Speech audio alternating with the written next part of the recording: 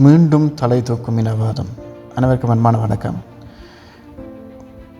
முள்ளிவாய்க்கால் நினைவு சம்பந்தமாக நிகழ்வுகள் 2 இடங்களிலே நடைபெற்றது.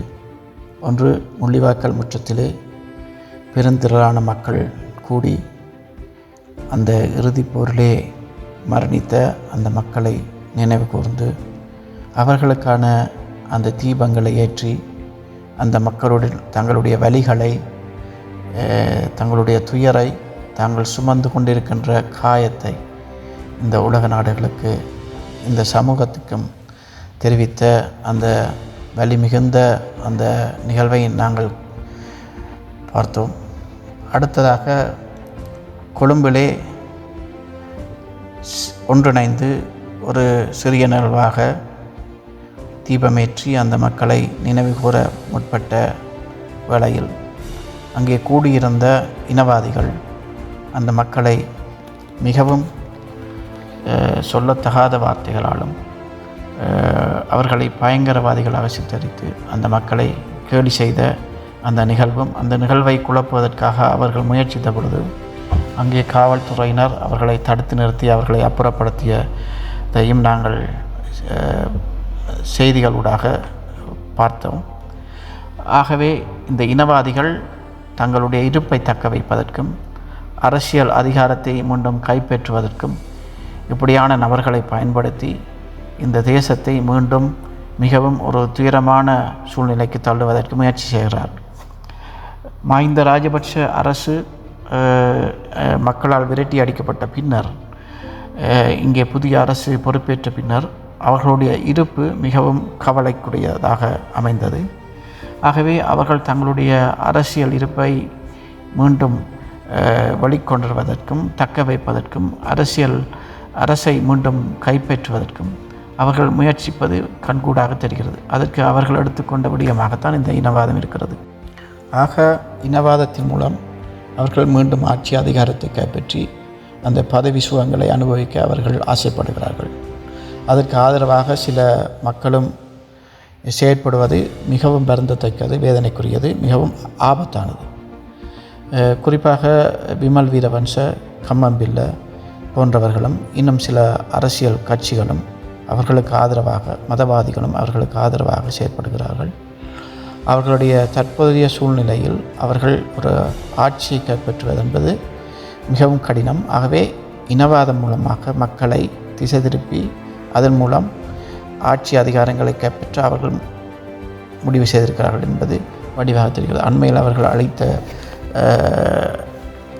நிருபர்களுக்கு அளித்த பேட்டிகளும் அவர்களுடைய மேடை பேச்சுக்களும் அதையே திட்ட தெளிவாக எங்களுக்கு காட்டுகிறது.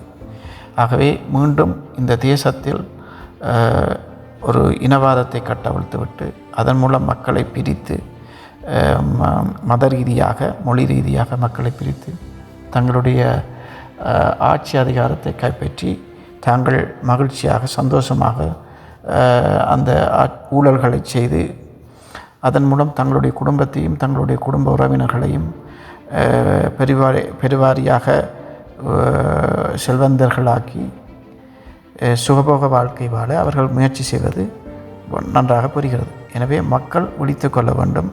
குறிப்பாக தமிழ் மக்கள், தமிழ் தலைமைகளை நம்பி எந்த பிரயோசனம் இல்லை. ஏனென்றால் ஒவ்வொரு கட்சியாக பிரிந்து அவர்கள் எப்பொழுதும் மக்களை ஏமாற்றி பாராளுமன்றம் சென்று அங்கே தங்களுடைய சுகபோகங்களை அவர்கள் அனுபவிப்பதை தவிர மக்களுக்கான எந்த பிரச்சனையையும் எந்த தீர்வையும் அவர்கள் பெற்றுக் கொடுக்கவில்லை. 30 வருட காலம் எங்களுடைய மக்கள் சிந்திய இரத்தத்திற்கும் எங்களுடைய மக்கள் செய்த தியாகத்துக்கும் இந்த பாராளுமன்றம் சென்ற அந்த தலைவர்கள் அந்த தியாகத்தை மதித்தோ அல்லது அந்த மக்களுடைய வலிகளை உணர்ந்தோ அவர்கள் செய்யப்பட்டதாக சரித்திரமே இல்லை. ஆகவே அவர்களை நம்பி நாங்கள் மீண்டும் மீண்டும் ஏமாறுவது என்பது தேவையற்ற விடயம். ஆகவே அறிவு சார்ந்த மக்கள், ஜனநாயகவாதிகள், படித்த கல்விமான்கள் மற்றும் பல்கலைக்கழகங்களில் இருக்கின்ற பேராசிரியர்கள், வைத்தியர்கள், பொறியியலாளர்கள் மற்றும் மக்களை வழிநடத்துகின்ற மத தலைவர்கள், இப்படி எல்லோருமாக இணைந்து உலக ரீதியாக இங்கே அரசாங்கத்தில் இருக்கின்ற செய்கின்ற ஜேவிபி அரசுக்கும் உலக அமைப்புகளுக்கும் நாங்கள் தெரிவிக்க வேண்டும். எங்களுடைய அரசியல் உரிமைகளை வென்றெடுக்க நாங்கள் ஒன்றிணைந்து அரசியல் ரீதியாக போராட வேண்டும்.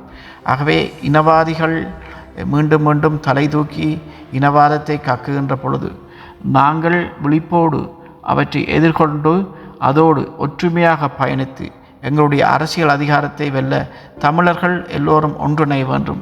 அது காலத்தின் கட்டாயம். ஆகவே இதை உணர்ந்து மக்கள் தெளிவாக செயற்பட வேண்டும் என்று உங்களை அன்போடும் பணிவோடும் கேட்டுக்கொள்கிறேன். நன்றி. மீண்டும் ஒரு வீடியோவில் சந்திப்போம். வணக்கம்.